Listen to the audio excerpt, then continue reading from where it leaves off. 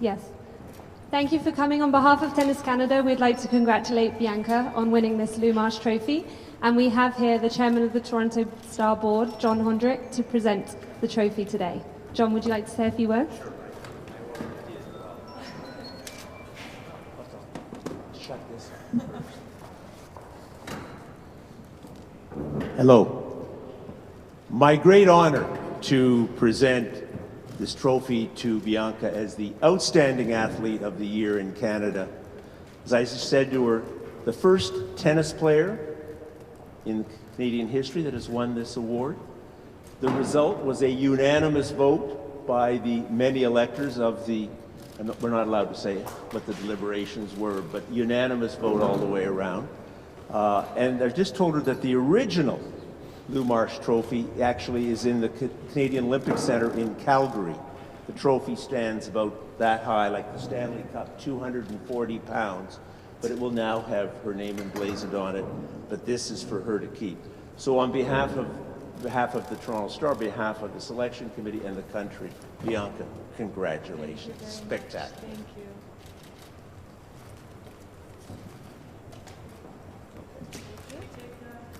Would you want your parents in?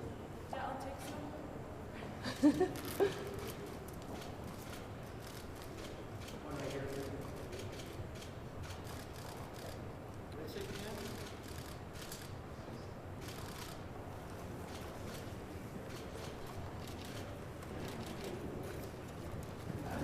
Okay.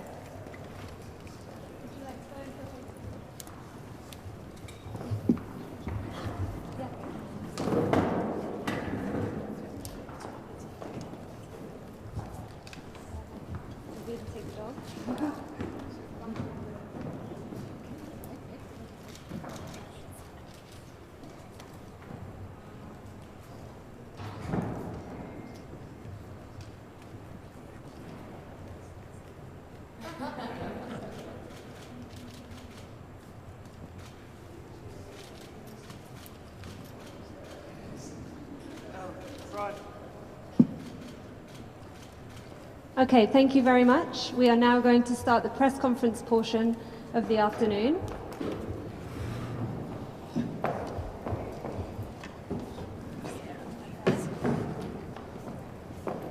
So we have two microphones on either side of the room. Could you please raise your hand if you have a question and wait for the microphone before you ask? Thank you very much. We will have the first question for Bianca, please. Hi, Austin Delaney, CTV. Can you just talk about the journey and how important this award is for you? It's an honor for me to receive this award. I had a feeling that I could get a chance to hold this trophy, but I didn't think it was actually going to happen, and having an anonymous vote is just incredible. So I'm super grateful for this. I'm super grateful for everyone that voted for me, because this year has been incredible. Honestly, it's truly a dream come true. I've been through ups and downs this year. I know that my results were pretty high, but I did go through some things. So being able to achieve what I've achieved with all that going on is just incredible.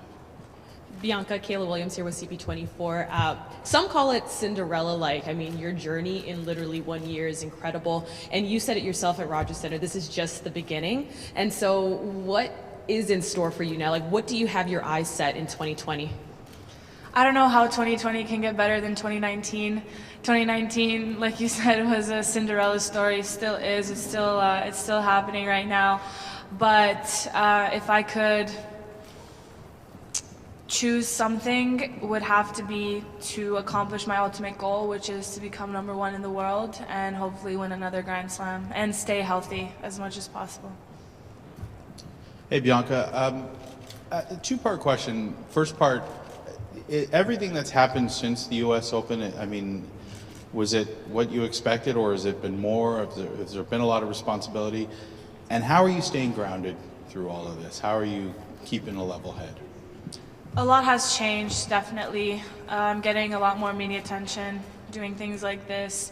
But I was also able to use this media into something good and beneficial, not only for me but for the community, like Right to Play. I was earlier doing activities with some of the kids from this school, and I think it's an amazing platform to use to bring awareness to organizations like this, because I think awareness comes first, and if there's awareness, then a lot of good things can happen. So I'm glad I was able to do that. I have to be careful with the people I let into my life. I have to make sure that they're coming into my life for my own good, not only for theirs, which has definitely been a challenge. But I'm not complaining. I love doing what I'm doing. I have no regrets whatsoever, so I'm super happy about everything that's going on right now. And what was the other one? Just about being grounded. I mean, you got. Oh yeah. Yeah. Yeah. For me, I don't think I have Coco in my corner. That definitely helps. But also having amazing parents like mine, they definitely help me stay grounded. I always talk about having good people in your corner. I think that's very important. And yeah, they don't treat me like I'm Bianca Andreescu, the famous tennis player. They treat me like I'm just Bianca, which helps a lot, because I can definitely see how fame changes people. Wait a sec. Can you go on my live video, please? Can you grab my phone from my dad? I want to go live on Instagram. I've never done that before. I think it's a good time. Okay.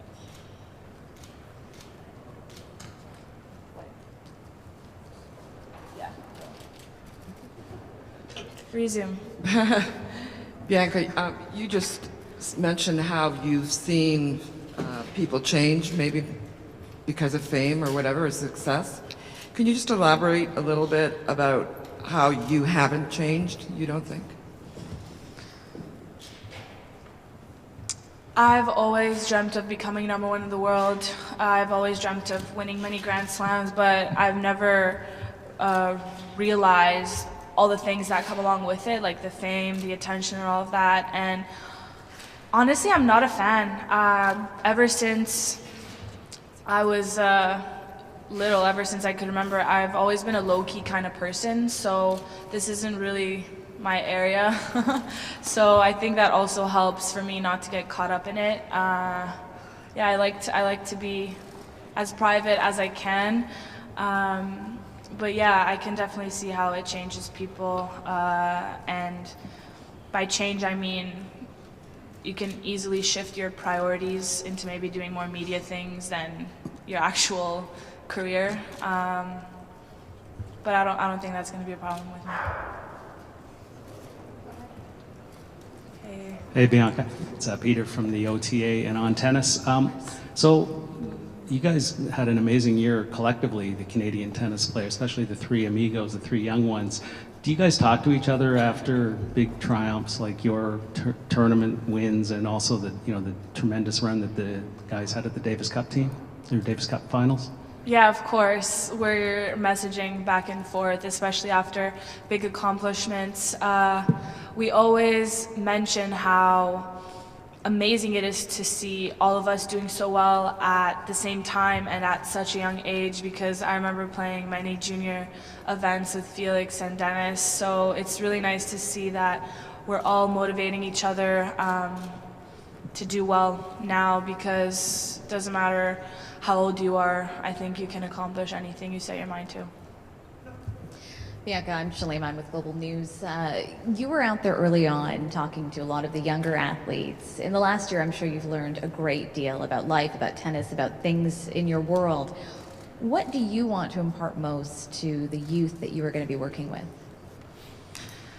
Well, that's why I became an ambassador for Right to Play. I think it's an amazing organization, and I've always wanted to inspire the youth as best as I can, and I think now with my career skyrocketing, I have a huge social media platform, which I think definitely helps in that, because social media can be good and bad, but it can be good in that sense. So I just want to spread the word and hopefully be an inspiration to them. Maybe I'll be seeing them on the WTA tour or ATP tour in like 5, 6, 7 years, because I really think that if I continue to do well, if Felix, Dennis, if any Canadian athlete continues to do well, I think that can be great motivation for the youth.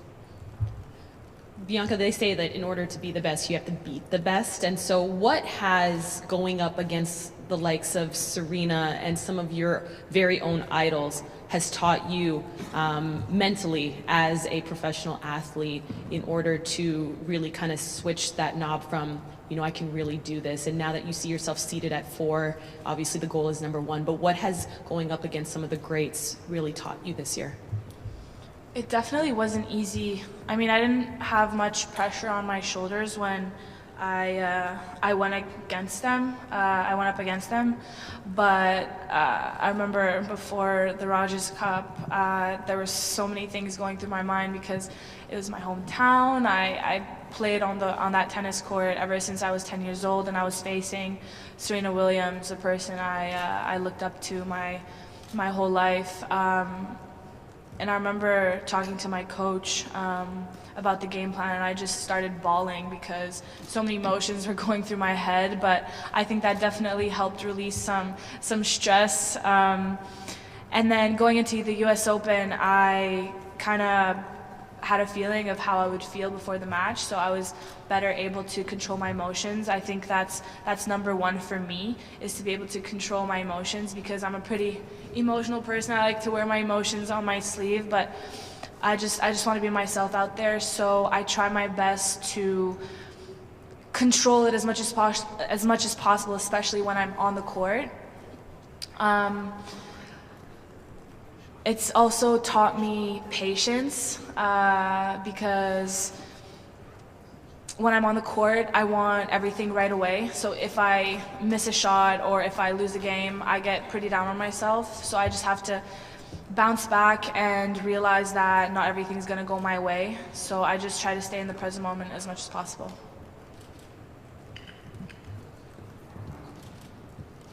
Bianca, can you talk a little bit about what it's like to be a teenager on the tour and how the other players have responded to you?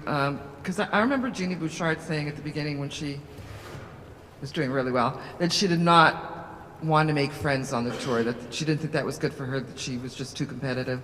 I was just wondering what the experience is like for you. The experience for me has been great, really. I haven't really had much problems. I mean, I'm a pretty friendly person. I like to talk to other athletes because it's a way that I can relate with someone.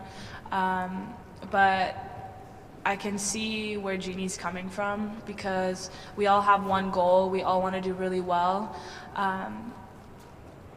So I can see how some of them will look at me as the up-and-comer. I'm kind of like the new kid on the block, so I don't really have many friends.